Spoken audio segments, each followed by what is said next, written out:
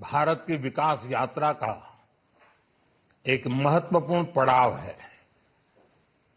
ये 140 करोड़ भारतीयों की आकांक्षाओं का बजट है। ये हर भारतीय के सपनों को पूरा करने वाला बजट है। हमने कई सेक्टर्स युवाओं के लिए खोल दिए हैं। सामान्य नागरिक विकसित भारत के मिशन को ड्राइव करने वाला है। ये बजट एक फोर्स मल्टीप्लायर है। ये बजट सेविंग्स को बढ़ाएगा, इन्वेस्टमेंट को बढ़ाएगा, कंजम्पशन को बढ़ाएगा और ग्रोथ को भी तेजी से बढ़ाएगा। मैं वित्त मंत्री निर्मला सीतारमण जी और उनकी पूरी टीम को इस जनता जनार्दन का बजट, पीपल्स का बजट, इसके लिए बहुत बहुत बधाई देता हूं।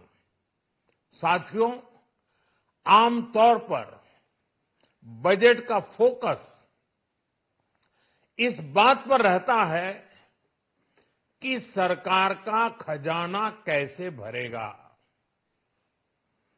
लेकिन ये बजट उससे बिल्कुल उल्टा है। लेकिन ये बजट देश के नागरिकों की जेब कैसे भरेगी, देश के नागरिकों की बचत कैसे बढ़ेगी और देश के नागरिक विकास के भागीदार कैसे बनेंगे, ये बजट इसकी एक बहुत मजबूत नींव रखता है। साथियों, इस बजट में रिफॉर्म की दिशा में महत्वपूर्ण कदम उठाए गए हैं। न्यूक्लियर एनर्जी में प्राइवेट सेक्टर को बढ़ावा देने का निर्णय बहुत ही ऐतिहासिक है।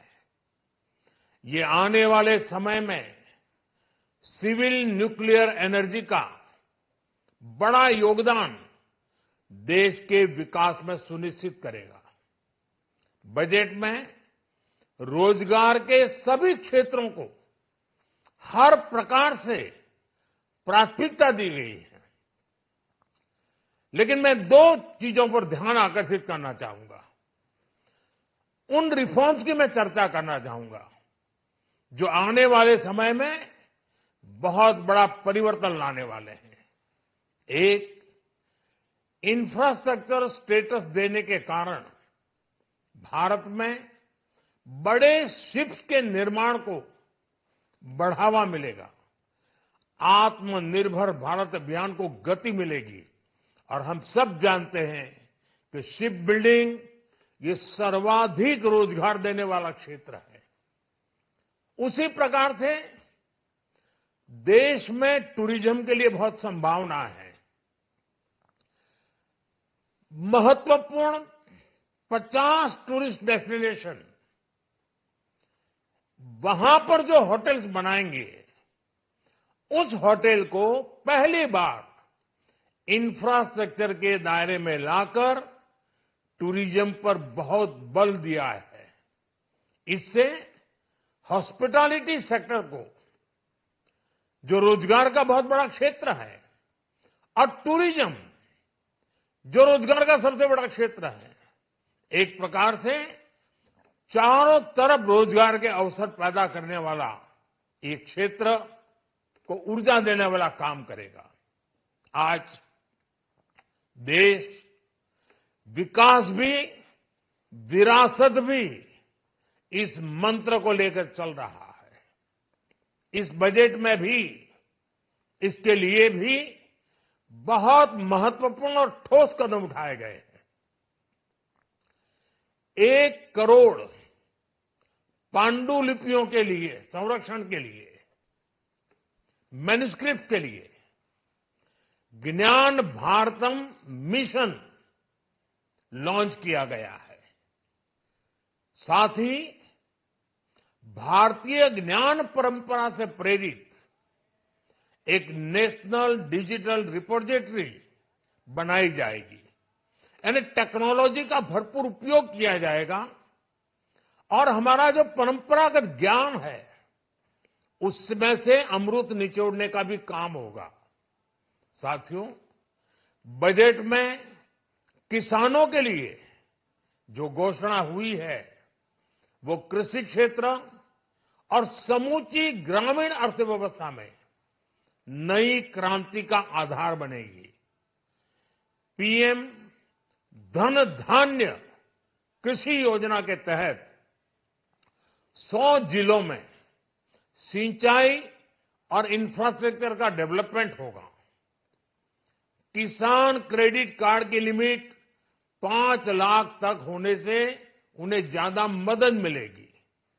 साथियों, अब इस बजट में 12 लाख रुपए तक की आय को टैक्स से मुक्त कर दिया गया है। सभी आय वर्ग के लोगों के लिए टैक्स में भी कमी की गई है। इसका बहुत बड़ा फायदा हमारे मिडिल क्लास को, नौकरी पेशे करने वाले जिनकी आय बंधी हुई है ऐसे लोगों को, मिडिल क्लास को इससे बहुत बड़ा लाभ होने वाला है। उसी प्रकार से जो नए नए प्रोफेशन में आए हैं, जिनको नए नए जॉब मिले हैं, इनकम टैक्स की ये मुक्ति उनके लिए एक बहुत बड़ा अवसर बन जाएगी। साथियों, इस बजट में मैन्युफैक्चरिंग पर 360 डिग्री फोकस है ताकि एंटरप्रेन्योर्स को, एमएसएमईज को, छोटे उद्यमियों को मजबूती मिले और नई जॉब पैदा हो। नेशनल मैन्युफैक्चरिंग मिशन से लेकर clean tech, leather, footwear, toy industry जैसे अनेक सेक्टर्स को विशेष समर्थन दिया गया है। लक्ष्य साफ है कि भारतीय प्रोडक्ट्स ग्लोबल मार्केट में अपनी चमक बिखेर सके।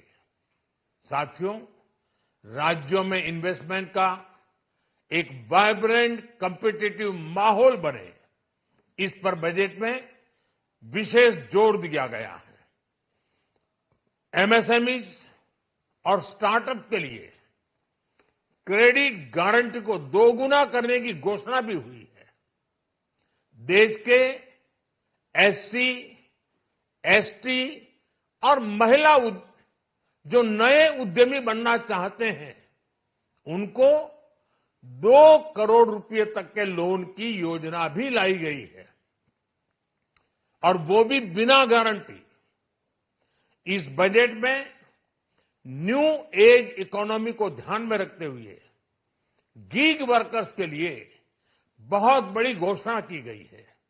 पहली बार गीग वर्कर्स का ई श्रम पोर्टल पर रजिस्ट्रेशन किया जाएगा।